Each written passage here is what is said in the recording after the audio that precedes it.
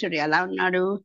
తన నిజ రూపమింత ఉనికి తెలియక వాదంబు చేసడు వేదరవమున్. ఆ పరమేశ్వరుని కొలువుకోటంలో ఓ పక్కట భగవంతుని యొక్క వేద స్వరూపుడైనటువంటి వేద ప్రతిపాద్యుడైనటువంటి భగవంతుణ్ణి యథార్థ స్వరూపాన్ని తెలుసుకోలేక వాదంబు చేసడు వేదరవము. అవి ఎవరు పరతత్వం ఇంత వైపున్న వీళ్ళ అనుకుంటూ ఆ భగవంతుని యొక్క యథార్థ స్వరూపాన్ని తెలుసుకోలేక వేదాలన్నీ వాదించుకుంటున్నాయటండి. చెప్పలేకపోయాయి కదా, భగవంతుని యొక్క ఆనంద గుణాన్ని వేదమే చెప్పలేకపోయింది కదా. అలాట తన నిజ రూపమింత ఉనికి తెలియక వాదంబు చేశాడు వేదరవము. అలాగే వాదించుకుంటున్నాయట వేదాలు. కరుణ అవలోకన ఆకాంక్షితులయున్న బ్రహ్మాది సనక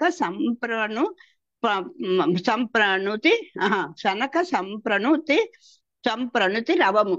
సంప్రణుతి అంటే చక్కగా స్తోత్రం చేస్తున్నటువంటి బ్రహ్మాది దేవతలందరూ కూడా అలా ఉంటే వీళ్ళు ఏం చేస్తున్నారో చూస్తాం.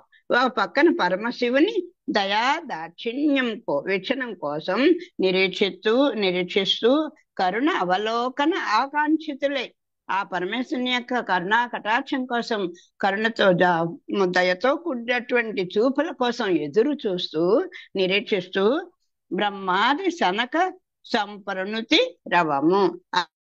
అదిగో ఆ బ్రహ్మాది దేవతలందరూ కూడా సనక సనందనాథులు, ఇక్కడ సనక అంటే సనందనాది ఆ మనసపుత్రులు అందరూ కూడా దేవర్షులు అందరూ కూడా స్తోత్రం చేస్తున్నారటండి. స్వామి ఎప్పుడు నీ దయ మా మీద పడుతుందని అలా స్తోత్రం చేస్తున్నారట వీళ్ళందరూ కూడా. బ్రహ్మాది దేవతలు సనక సనందాది మహర్షులు అందరూ కూడా స్వామిని సేవిస్తున్నారట. ఆ ఘోష ఒక పక్క, రవము అంటే అక్కడ ఘోష అంటే అదేదో చెవుకి ఏంటి ఆటం బాంబు లాంటిది కాదు, హాయి కొలిపేటటువంటిది అటువంటిది. సార శివానంద చల్లాపముల నొప్పు ప్రమద గణాళి ఆర్భటరవంబు. ఈయనకి చెప్పాలి శివుడు గారికి ఇంకా ఎంత ప్రమద గణాలు ఎన్ని వేల మంది ఉంటారో మనకు తెలియదు కదా.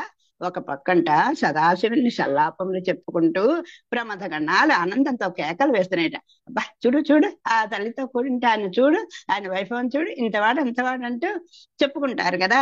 అలా ఆయన యొక్క సదాశివుని యొక్క సల్లాపాలే చెప్పుకుంటూ ఈ ప్రమద గణాలన్నీ కూడా ఆనందంతో సార శివానంద సల్లాపముల నొప్పు ప్రథమ గణాళి ఆర్భటరవంబు.